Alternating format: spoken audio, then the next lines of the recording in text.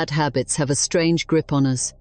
They start small, often as harmless distractions or coping mechanisms, and before we know it, they grow into forces that control our lives.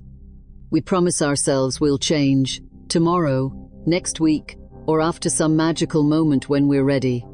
But that moment rarely comes, and the habits persist, leaving us feeling frustrated, guilty, and powerless. This cycle, which seems so deeply embedded in human behavior, isn't just about willpower or laziness. It's something far more profound, and the Bhagavad Gita offers insights that cut to the very root of this struggle.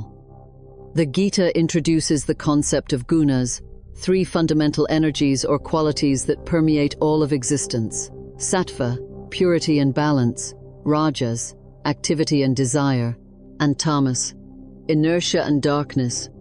Each of these energies influences our thoughts, emotions, and actions, and understanding their dynamics is crucial to breaking free from the grip of bad habits. At the core of many harmful behaviors lies tamas, the energy of stagnation and inertia. It keeps us stuck in repetitive loops, unable to move forward or see clearly. Psychology provides a lens to understand this phenomenon further. Habit formation is deeply rooted in the brain's reward systems.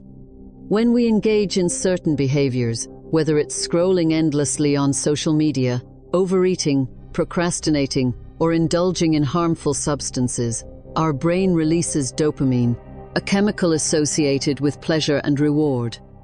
Over time, our brains become wired to seek out these rewards, even when the behavior no longer serves us.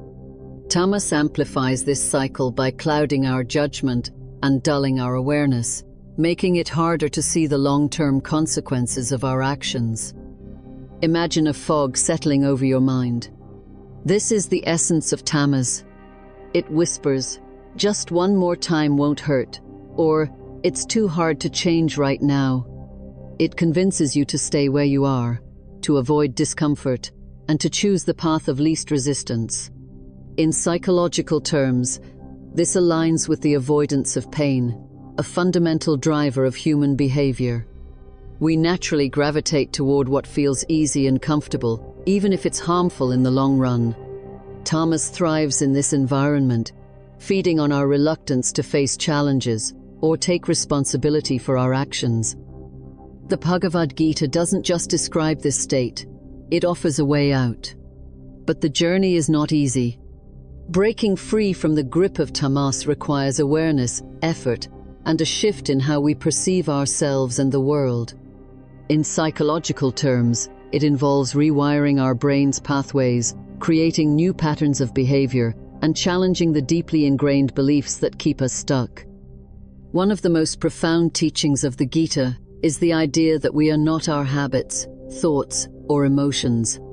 We are something deeper, a witnessing consciousness that observes these patterns without being defined by them. This is a revolutionary perspective, especially in the context of psychology, where self-identity is often closely tied to behavior. When we identify too strongly with our habits, we feel trapped by them.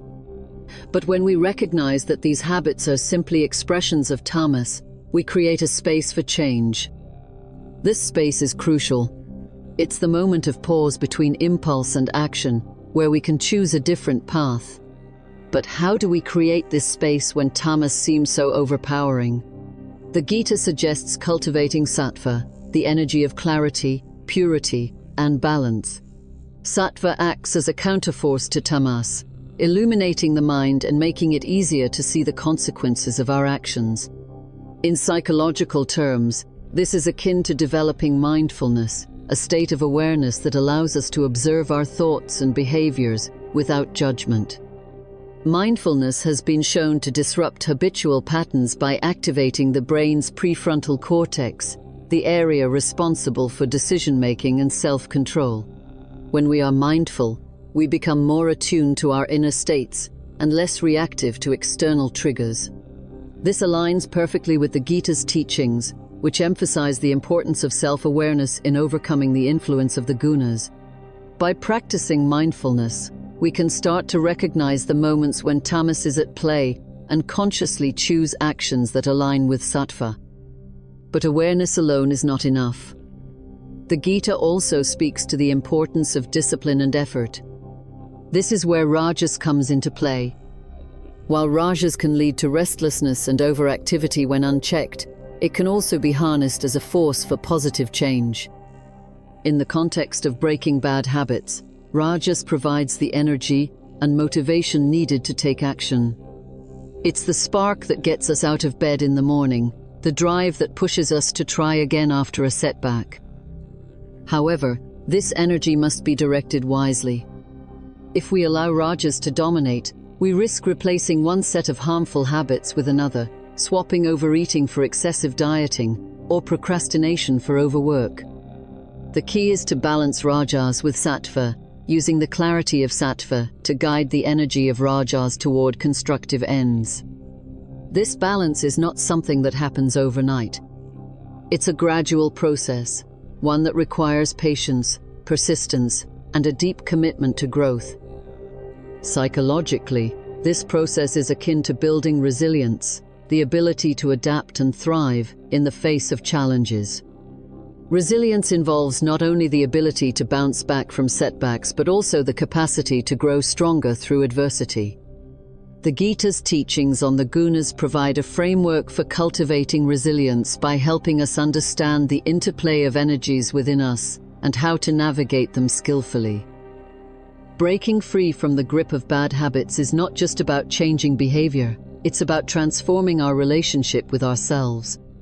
It's about recognizing the ways in which Tamas has shaped our lives and making a conscious choice to step into the light of Sattva. It's about understanding that the struggle is not a sign of weakness, but a natural part of the journey towards self-mastery.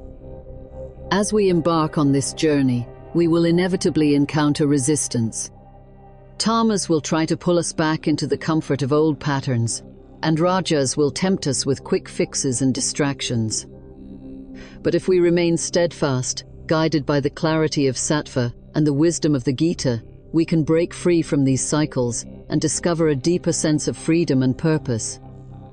In the end, the battle against bad habits is not just about overcoming external behaviors, it's about reclaiming our inner sovereignty.